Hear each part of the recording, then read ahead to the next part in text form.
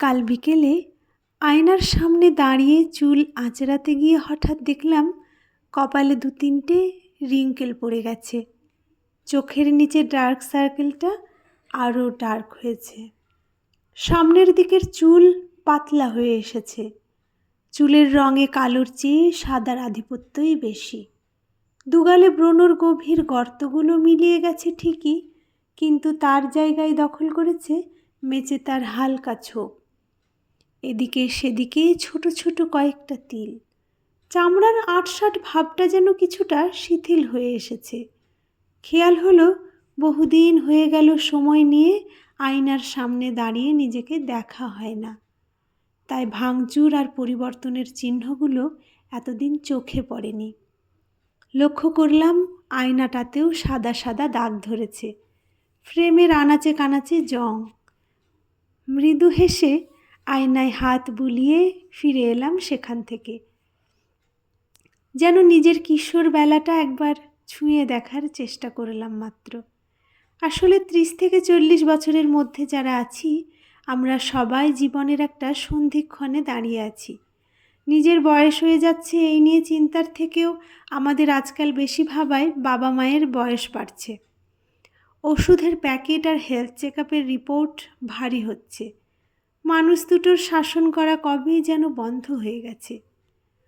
বরং সংসারের সব বিষয়ে সিদ্ধান্ত নেওয়ার অধিকার আমাদের ওপর ছেড়ে দিয়ে ভারমুক্ত হতে চাইছে। থেকে থেকে অদ্ভুত একটা ভয় হয়। শুধু মনে হয় কর্মচঞ্চল মানুষ দুটো ধীর স্থির গতির হয়ে গেলেও কখনো যেন অথর্ব না হয়ে যায়। আমরা চিরকাল যেন তাদের হাতের তালুর যত্নে থাকতে পারি। তাদের যেন আমাদের হাত তোলার মধ্যে থাকতে না হয়। যারা 30 থেকে 40-এর মধ্যে আছি, কেউ কেউ কেরিয়ারে সেটেলড, কেউ বা এখনও পায়ের তলার জমিটা পোক্ত করতে লড়াই চালিয়ে যাচ্ছে। কেউ পার্সোনাল লাইফ নিয়ে ব্যস্ত। অধিকাংশ বন্ধুবান্ধব যোগাযোগবিহীন। সংসার সংগ্রামের জাঁতাকলে পিষতে পিষতে কখনো মনে হয় জীবনের কতখানি সময় পার করে ফেললাম। আবার কখনো মনে হয় কিছুই তো করা হলো না এতটুকু জীবনে। আরও কত কিছু দেখা বাকি ছিল, কত চাওয়া পাওয়া ছিল, কত কিছু দেওয়ার ছিল। কখনো মনে হয় জীবনের দিনগুলো বড্ড একঘেয়ে, কাটতেই চায় না। কখনো মনে হয় বড্ড হুশ করে চলে গেল জীবনের গোল্ডেন মোমেন্টসগুলো।